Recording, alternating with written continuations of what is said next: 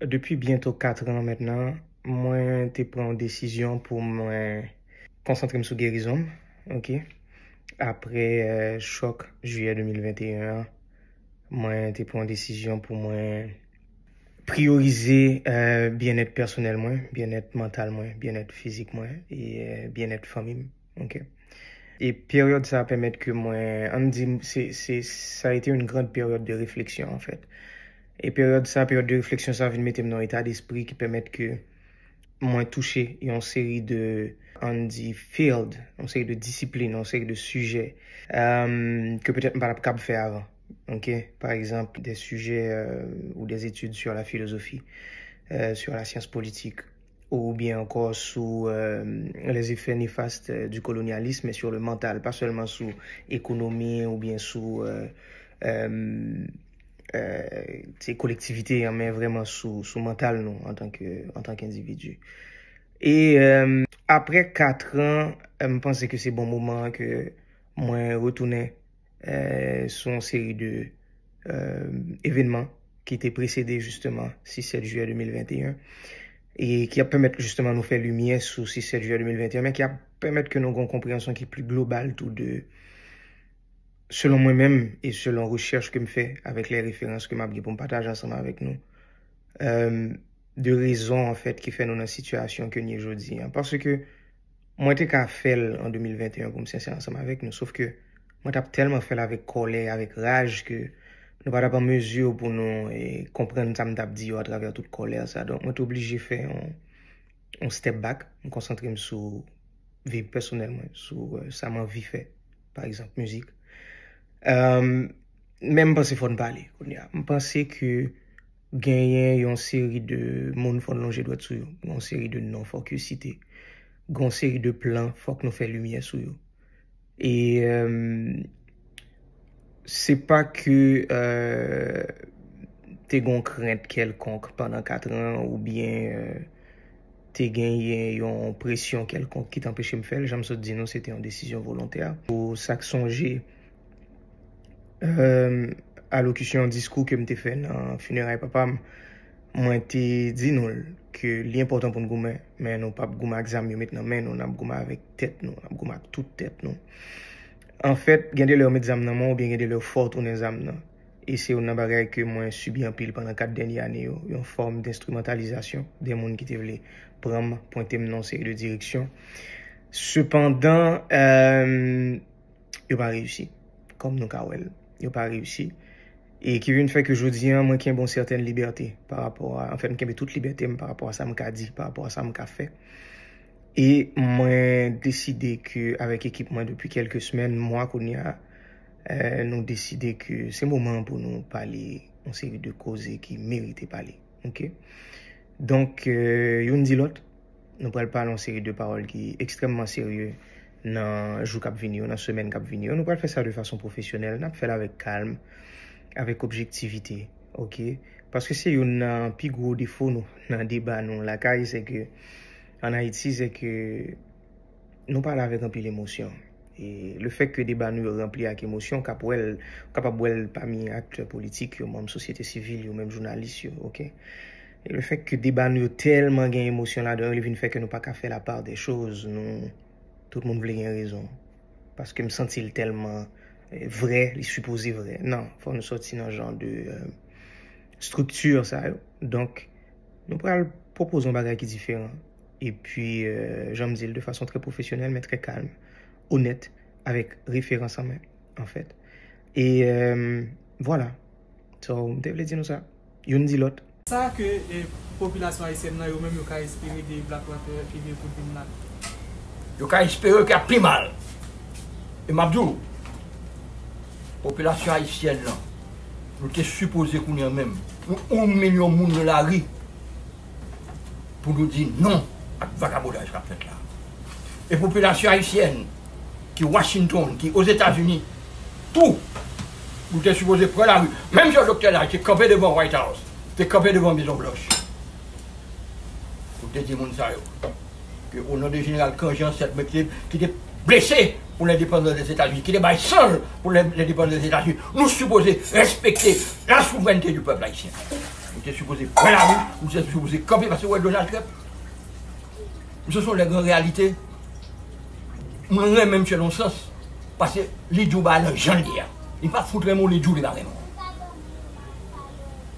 Ou même, je suppose, il n'a pas besoin même d'où, même dans là. Sauve les ou pas besoin. C'est-à-dire qu'à faire de rester propre, ratiboiser, tout en bataille noire, ou pas besoin. Et même Jean-Jacques Dessalines est arrivé dans Vertière. Il a dit que la bataille sera gagnée d'ici ce soir. Toute l'armée indigène du-t-elle disparaître numéro après numéro. Le peuple haïtien supposé pour parler en ordre, en régiment, en bataillon, en division, pour que numéro après numéro, si c'est disparaître pour nous disparaître, pourvu que nous gardions les dépendances de notre patrie. Donc nous ne pas espérer de Blackwater qui venir là? On ne peut pas espérer de personne que vous-même, avec esprit en certain qui dirige. Bon, ou exemple que mon pays était Jean-Marie Lombard pour le peuple haïtien.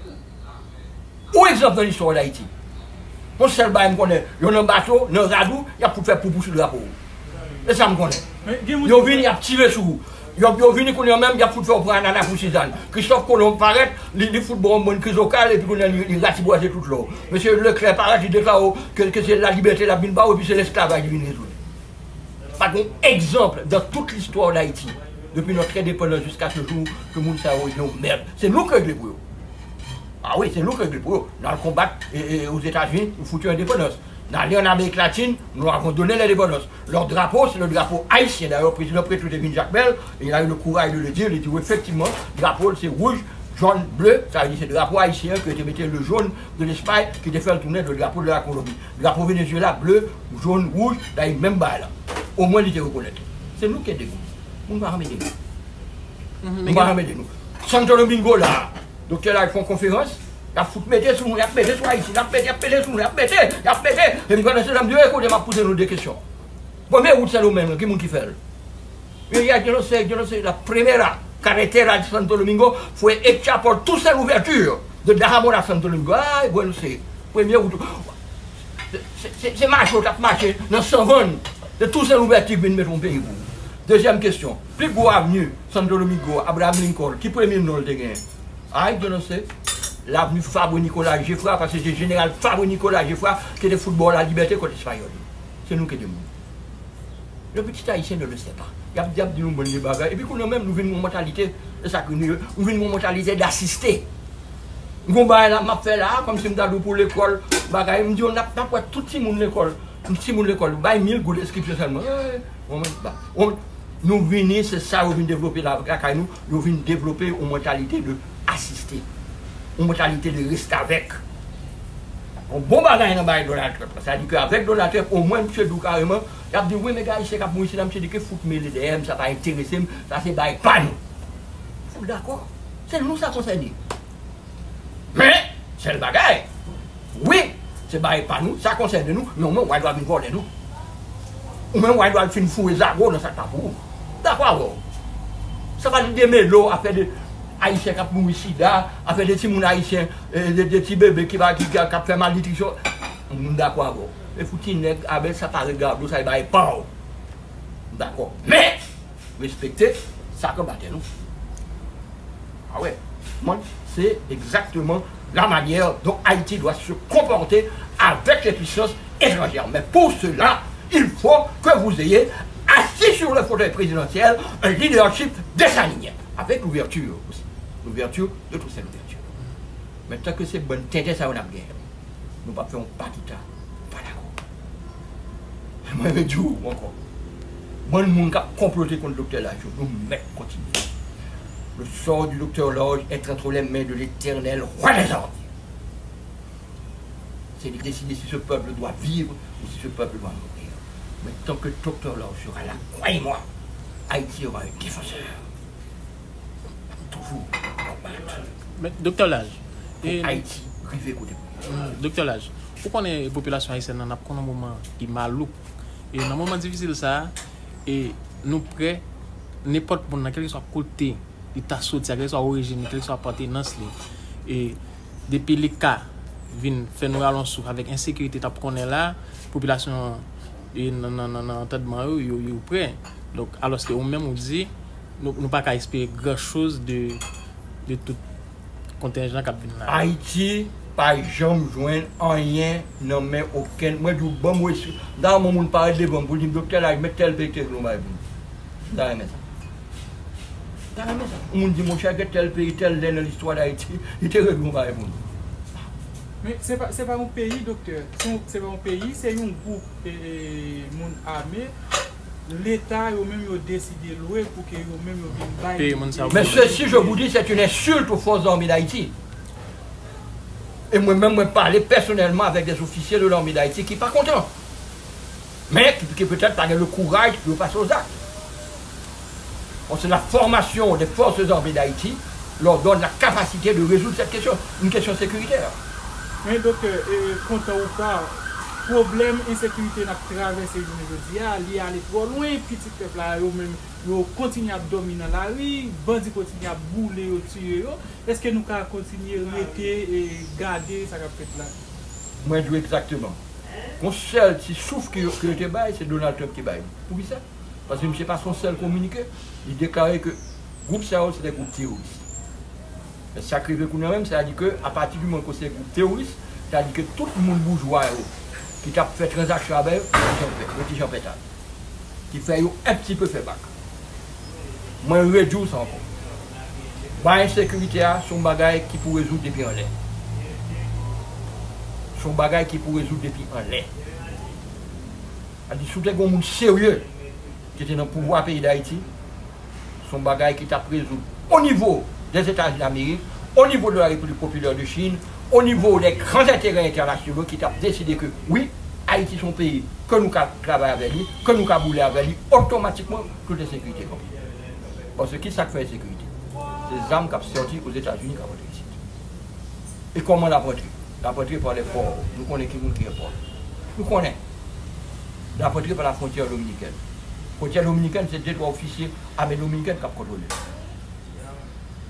À partir du moment que en l'air, là, parce qu'Abinader, il a intérêt par le tout. Il a intérêt par le tout. C'est une entreprise qui a besoin de entreprise américaine qui a besoin de ça. C'est ça, je me dis, on a un terrain de bagage ça. L'idée précisément, je ne vais pas l'expliquer bien problème. Je suis à Jacques Mel. Nous recevons le président Petro de la Colombie. Le président Petro ne peut pas rester parce que il y a une tentative de coup d'État là. Donc, on y paraît, nous-mêmes nous tenons au Liban là. Je paraît les saluer nous. Mais pendant ce temps, nous avons un ministre du Commerce haïtien, nous avons un contrepartie dominicaine, nous-mêmes comme vice-président de la Chambre de commerce, nous venons avec un dossier. Le Colombien nous écoute, l'Haïtien, oh oui, on vous appelle là. Je m'explique. Haïti, en position stratégique unique dans le continent américain.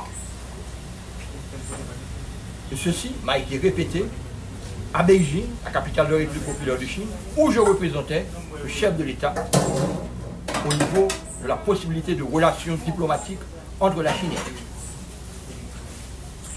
Nouvelle de base. D'une part, on a le canal du vent, qui est entre Cuba et le Môle Saint-Nicolas. 70%, 75% du commerce transatlantique passe par le canal du vent. Possibilité extraordinaire. Au niveau de transshipment, au niveau également de montage de produits semi-finis qu'on peut exporter. Comme cela se passe au niveau du Maroc actuellement, parce que le Maroc gagne en tête li Mohamed VI qui gagne un bagage non boîte qui négocie avec la République populaire de Chine, et à partir de ce moment, il y a dispatch au niveau de l'Afrique du Nord et même au niveau de l'Afrique subsaharienne. Même bagage. Nous a été proposé lors de notre visite officielle aux République populaire de Chine. Je représentais le pouvoir Lavalas, auquel j'ai remis ce document, et qui a eu de mécontenter les Américains. Deuxième possibilité. Jacmel est la ville la plus proche.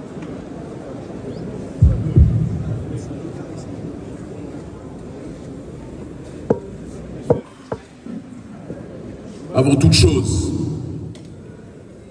j'aimerais, avec la profondeur la plus grande, vous demander à chacun d'entre vous, chacune d'entre vous, qui êtes ici sur ce campus, étudiants, professeurs, journalistes, vous tous qui auriez pu tenter de partir, de quitter Haïti, quand on connaît les conditions extrêmement difficiles qui traversent le pays.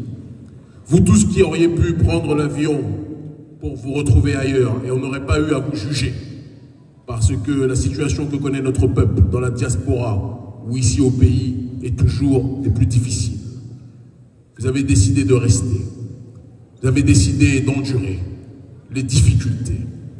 Et pour cela, pour cet exemple, pour cette résilience, pour cette dignité, je vous demande de vous applaudir avec la plus grande puissance et que toutes les caméras du monde entier puissent vous entendre. Plus fort encore, s'il vous plaît.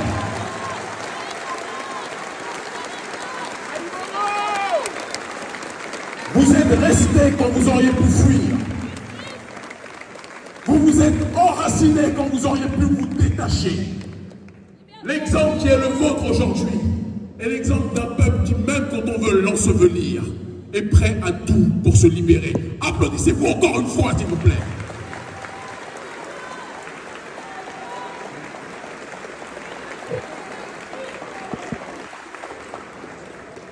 Je sais que je dis ça, mais si certains ont l'occasion, peut-être qu'ils prendront l'avion. Mais la réalité est la suivante.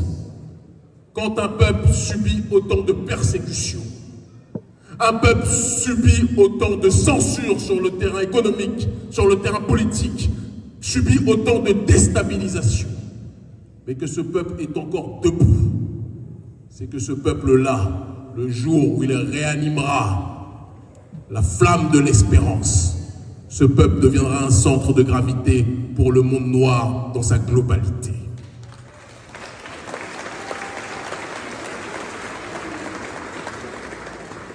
Je m'adresse à toute l'audience et aussi sans doute, comme c'est le cas dans tous mes déplacements, à quelques services de renseignement qui ont envoyé leurs émissaires ici aussi.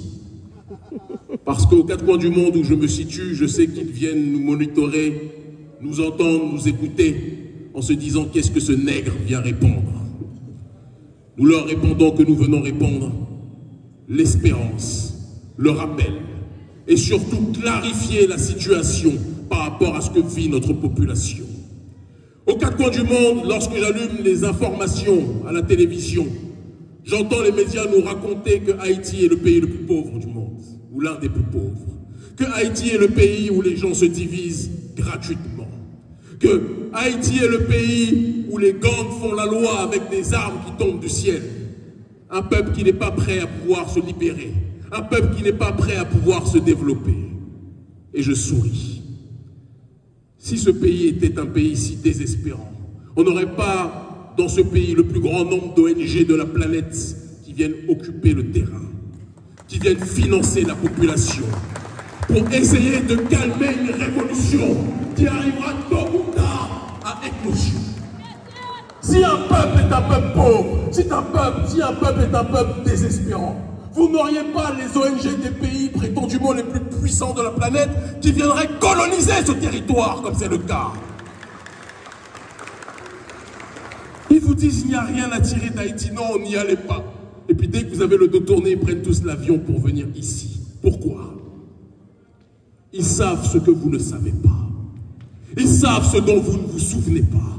Ils savent le pouvoir que vous représentez potentiellement. Ils savent géopolitiquement ce que vous pouvez devenir si vous vous rappelez de ce que vous êtes réellement. Depuis la prise de pouvoir et l'instauration de la première République noire, Haïti est dans le collimateur de toutes les nations occidentales. Depuis que Haïti a botté on est devant des étudiants, on va dire le postérieur. On parle avec politesse, nous sommes à l'université. Depuis qu'Haïti a botté le postérieur de l'oligarchie française, le gouvernement français et les différents régimes de la France n'ont jamais pardonné cette humiliation. Et l'Occident a toujours regardé Haïti avec méfiance en se disant que si Haïti se libère réellement, et si Haïti peut fonctionner librement, Haïti risque de devenir un sida, un syndrome d'ingéniosité définitivement acquis qui va se propager dans le cœur de tous les Noirs du monde entier. Et tous les autres pays, toutes les autres Caraïbes voudront suivre l'exemple d'Haïti. Et ça, les Occidentaux ne le veulent pas. Et c'est pour ça qu'ils colonisent ce territoire par deux voies. La première, comme je l'ai énoncé il y a quelques minutes, ce sont les ONG qui viennent vous prétendre être vos amis. Mais comme on le dit toujours, des ONG qui n'aident pas les gens à se débarrasser de l'aide ne sont pas des ONG amis, ce sont des forces néocoloniales. Et c'est important qu'on le dise. Le deuxième aspect, et c'est l'aspect le plus crucial, on vous dit que le pays est aujourd'hui détruit par les gangs. De qui sont composés les gangs? D'Haïtiens. Vrai ou faux ce que je dis? Vrai ou faux ce que je dis? Qui a donné ces armes à ces Haïtiens? Qui a fait en sorte que ces Haïtiens puissent s'entretuer? Qui? Ceux qui se présentent comme vos amis, mais qui depuis le départ de la libération d'Haïti sont nos ennemis. Le gouvernement français, le Canada, les États-Unis, qui se présentent comme des pays qui sont là pour accompagner Haïti, sont ceux qui livrent les armes en pagaille à la population haïtienne pour que cette dernière s'entretue. C'est la réalité que les gens ne veulent pas entendre. Ils vous disent, oh, regardez-moi ces nègres, ils ne sont pas capables de s'entendre, ils se tirent dessus. Ils avaient fait la même chose dans les années 70, dans les quartiers noirs aux États-Unis. Ils ont balancé la drogue, la cocaïne, la marijuana, ils ont balancé les armes dans les ghettos pour que les ghettos s'entretuent. Et après, ils viennent dire au reste du monde, vous voyez, les Noirs ne peuvent pas s'entendre entre eux. Mais qui donne les armes? Qui brise les armes? Qui noie le peuple haïtien et qui noie le peuple noir pour qu'il ne puisse pas se relever? Nous les connaissons. Mais nous devons aussi parler de la troisième partie du problème. Une civilisation n'est détruite par l'extérieur que si elle est rongée de l'intérieur. Quels sont ceux qui acceptent que ces armes puissent circuler sur le territoire? Quels sont ceux qui emploient parfois ces gangs pour assurer leur sécurité et terroriser la zone adverse? Quels sont ceux qui font en sorte que Port-au-Prince et que Haïti soient une terre de déstabilisation en accord avec la volonté de l'oligarchie d'Occident? Les autorités haïtiennes. Il faut qu'on soit capable d'en parler. Quand un avion n'est pas piloté par un individu ou un groupe d'individus responsables, l'avion finit par trouver, plus que jamais, la chute, l'accident et la destruction. On ne peut pas toujours se plaindre de la puissance et de l'aspect négatif de ceux qui sont ontologiquement les adversaires de notre peuple. Mais on doit d'abord aujourd'hui, entre nous, se questionner sur les responsabilités qui sont les nôtres par rapport au drame qui arrive à notre peuple. Je sais que certains attendaient peut-être que j'appelle à détruire certaines institutions ou à détruire certaines ambassades. Non. Le seul ennemi numéro 1 du peuple noir et du peuple haïtien, ce sont les limites que nous nous fixons. Le seul ennemi du peuple haïtien, c'est la corruption que nous laissons rentrer dans nos rangs. Le seul ennemi du peuple haïtien, ce sont les égos et la jalousie mal placée qui fait en sorte que nous ne sommes pas capables de nous unifier pour résister à ceux qui veulent nous asphyxier. Le seul ennemi du peuple haïtien, c'est l'injustice sociale qui fait qu'une minorité a tout, pendant que la majorité vit dans une effroyable pauvreté. On ne peut pas passer notre temps à critiquer le néolibéralisme à l'extérieur quand nous avons une petite caste à l'intérieur qui prend 95% des richesses et qui laisse 99% de la population avec 5% des richesses à se partager. Ce n'est pas possible. Oui, le colonialisme est à Washington. Oui, le colonialisme est à Paris. Oui, le colonialisme est au Canada. Mais on doit commencer par lutter contre le colonialisme à l'intérieur de nos rangs.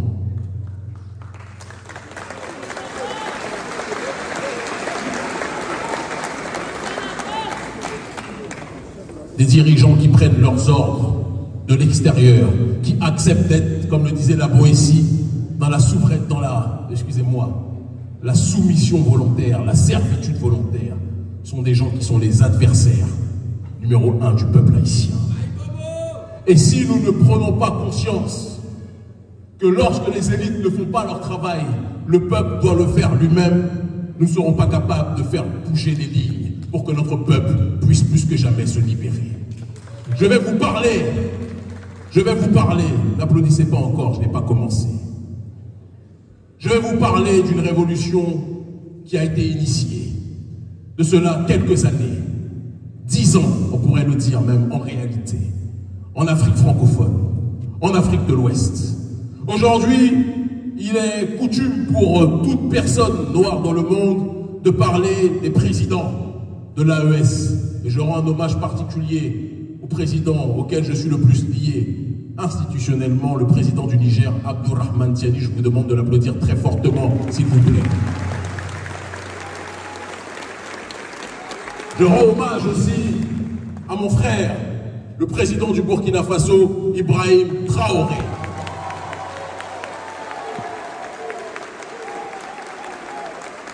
Je rends hommage à mon frère, le président du Mali, Assimi Goïta.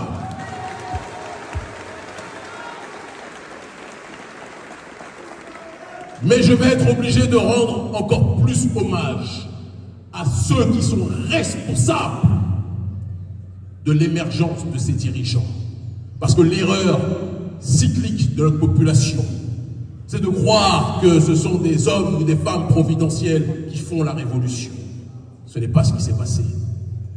Les 3 dirigeants que je viens de citer ne sont pas les initiateurs d'un processus révolutionnaire. Ils sont le résultat d'une mobilisation de plusieurs années, des masses populaires de cette région qui ont décidé de prendre en charge leur destinée, qui ont décidé d'arrêter de subir la persécution, qui ont décidé d'arrêter de subir l'injustice sociale. Ils voyaient la corruption comme vous la voyez. Mais à un moment donné, ils ont dit, il faut que chacun mette ses différences de côté. Il faut qu'on arrête les batailles au niveau horizontal et qu'on agisse dans le cadre du combat au niveau vertical. Unifier la base et se battre contre le sommet.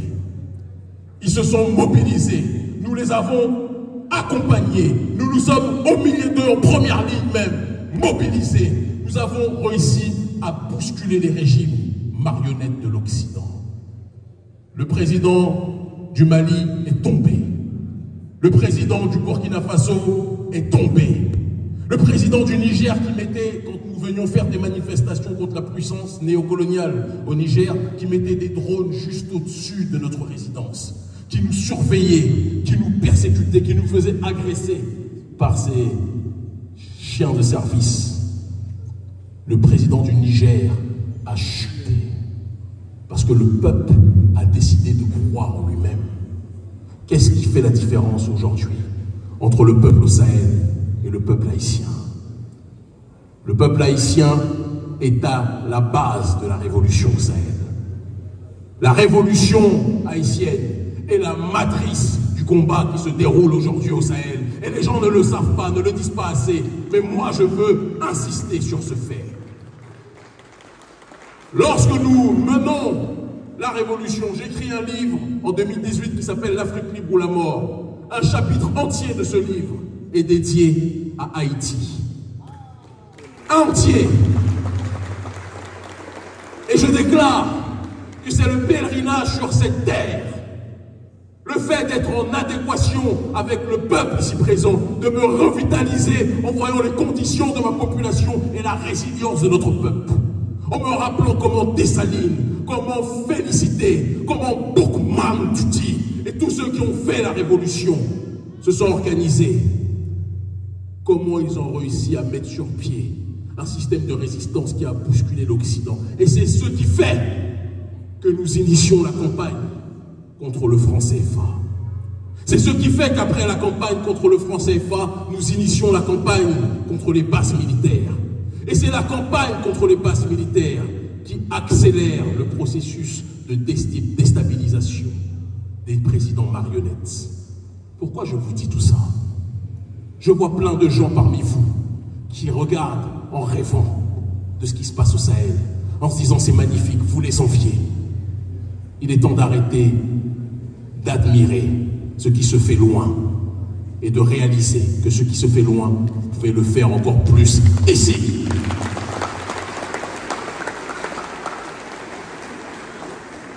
Qui est-ce qui empêche, avec aujourd'hui l'aide d'Internet, d'organiser des mobilisations contre les différents adversaires de la population, ceux qui pillent les ressources du pays? Numéro 1, les puissances néocoloniales qui se présentent comme vos amis.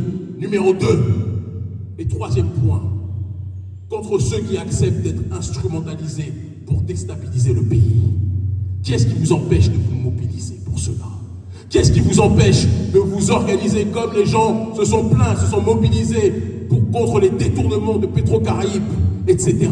Qui est-ce qui empêche notre peuple ici à Haïti de commencer des mobilisations contre ceux qui sont les ennemis en réalité identifiés? Il faut que chacun d'entre nous se pose des questions. Le seul ennemi que nous avons, ce sont les limites que nous fixons. Les seuls ennemis que nous avons, c'est l'absence de foi en nous-mêmes. Les seuls ennemis que nous avons, c'est le manque de confiance en nous-mêmes. J'ai lancé un appel aux gangs.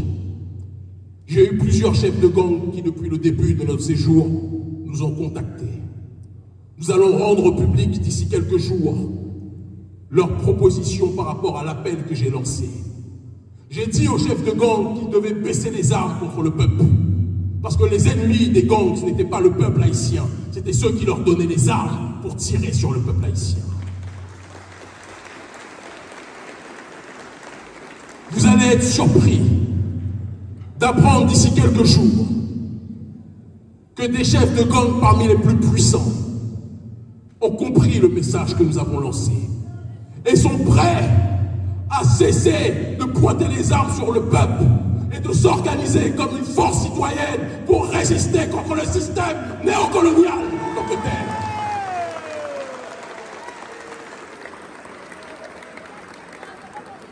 C'est pour ça que le gouvernement américain ne voulait pas que nous soyons là. C'est pour ça que le gouvernement français ne voulait pas que nous soyons là.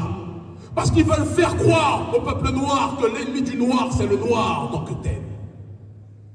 Mais quand le noir finit par comprendre que celui qui est en face de lui est son frère, quand il finit par comprendre que celle qui est en face de lui, ce n'est pas une personne à attaquer, à agresser, à violer, mais une sœur et une femme à protéger, la dynamique finit par changer. Si le prolétariat haïtien et les gangs comprennent qu'ils ont un ennemi en commun, comment pensez-vous que ceux qui sont en train d'occuper le pays, comment pensez-vous que ceux qui sont en train de coloniser les esprits vont fonctionner? Ils vont tous faire leurs valises et ils vont rentrer à Washington, à Paris, au Canada et ailleurs, parce qu'ils sauront qu'ils sont identifiés comme les forces déstabilisatrices du pays. Je ne fais pas partie de ceux qui se réjouissent quand l'Union africaine, qui a à sa tête un certain nombre de corrompus, en recevant les ordres des États-Unis, en recevant les ordres de l'Union européenne, envoie des militaires kenyans pour tirer sur les frères qui sont ici, qu'on appelle les gangs. Le problème, ce ne sont pas les gangs. Le problème, ce sont ceux qui livrent les armes aux gangs en tant que tels. Le problème, ce sont ceux qui font en sorte que les gangs terrorisent le pays pour créer l'anarchie et que plus personne ne veuille venir ici à Haïti. Et c'est pour ça que j'ai fait partie de ceux qui se sont réjouis quand Donald Trump a dit qu'il voulait arrêter USAID. Certains ont pleuré, j'en connais. Certains se sont dit, oh, on n'aura plus de financement, j'en connais. Mais il faut que notre peuple apprenne à vivre sans l'aide de ceux qui veulent nous voir noyer.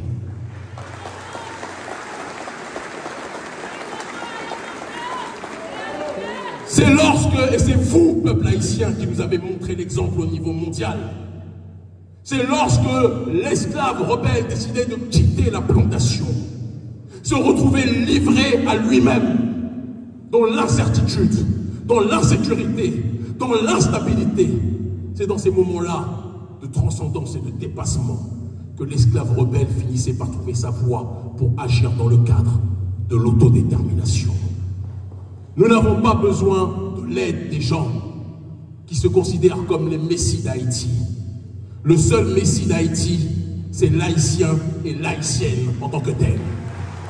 Le seul messie d'Haïti ne peut pas venir de Washington, de Paris ou du Canada. Le seul messie d'Haïti, c'est l'homme haïtien, la femme haïtienne, le jeune haïtien, la jeune haïtienne, la jeunesse prolétaire, la jeunesse universitaire, tous ceux qui sont sur ce sol, qui sont dans la diaspora et qui comprennent qu'ils ne peuvent respirer chaque jour sans penser à comment faire pour relever Haïti. Ce qui nous manque, c'est le rappel de ce que signifie le panafricanisme. La cérémonie du bois caïman, c'était l'unité de diverses esclaves rebelles, de différentes ethnies, de différentes approches spirituelles. Et ils ont décidé de mettre leurs désaccords de côté. Ils ont décidé de mettre leurs égos de côté. Ils ont versé leur sang. Et ils ont fait vœu commun de transcendance pour libérer leur population. Cet exemple-là a créé le panafricanisme. Cet exemple-là est la matrice politique, idéologique, culturelle du panafricanisme qui signifie l'unité des diverses formes d'africanité dans le but d'obtenir une collective souveraineté. Il n'y aurait pas de révolution haïtienne à travers cette cérémonie du bois caïman, il n'y aurait pas eu la révolution panafricaniste. Il n'y aurait pas eu de Marcus Garvey, il n'y aurait pas eu de Malcolm X, il n'y aurait pas eu de Kwame Nkrumah, il n'y aurait pas eu de Thomas Sankara, il n'y aurait pas d'Ibrahim Traoré aujourd'hui s'il n'y avait pas la démarche de révolution haïtienne en tant que telle. Mais comment pouvez-vous inspirer le reste de l'humanité noire et ne pas comprendre que si vous êtes les inspirateurs, vous devez réactiver cette pensée en vous-même? Vous n'avez même pas besoin de Kémy Séba. Vous n'avez même pas besoin d'urgence panafricaniste. C'est nous qui avons besoin de vous. C'est le monde noir qui a besoin d'Haïti. C'est le monde noir qui a besoin de votre réveil. C'est le monde noir qui a besoin de votre résurrection. C'est le monde noir qui a besoin que vous remettiez plus que jamais dans vos cœurs et dans votre esprit le courage et la flamme qui a plus que jamais au commencement ravivé les espérances. Haïti est à une croisée des chemins. Vous pouvez soit aller vers la destruction définitive ou aller vers la résurrection ultime qui pourra être un outil géopolitique fondamental pour le reste de l'humanité. Haïti est, géographiquement parlant, un pays qui est un problème pour l'oligarchie d'Occident. Vous êtes à proximité des États-Unis, à quelques heures de Miami. Le gouvernement américain sait que s'il y a une démarche révolutionnaire ici, il va se retrouver avec une situation bien pire qu'à l'époque de Cuba, du Grand Cuba, lorsqu'ils étaient à proximité du territoire américain et qu'ils étaient dans une dynamique géopolitique autre. Vous vous plaignez, vous souffrez, il y a la précarité, il y a l'injustice sociale, il y a l'insécurité, c'est une réalité. Mais vous avez en vous-même, en vous tous, les clés de votre survie. En vous-même, en vous tous, les clés de votre libération. En vous-même, en vous tous, les solutions pour aller vers la voie de l'autodétermination. Mais il faut que vous soyez prêts à vous engager. Il faut que vous soyez prêts à chercher autre chose que le profit individuel. Il faut que vous soyez prêts à chercher autre chose que la survie égoïste de l'un au détriment des autres. Qui est prêt à donner sa vie pour Haïti? Qui est prêt à donner sa vie pour Haïti? Qui est prêt à donner sa vie pour Haïti? Qui est prêt à donner sa vie pour Haïti? Je ne vous entends pas.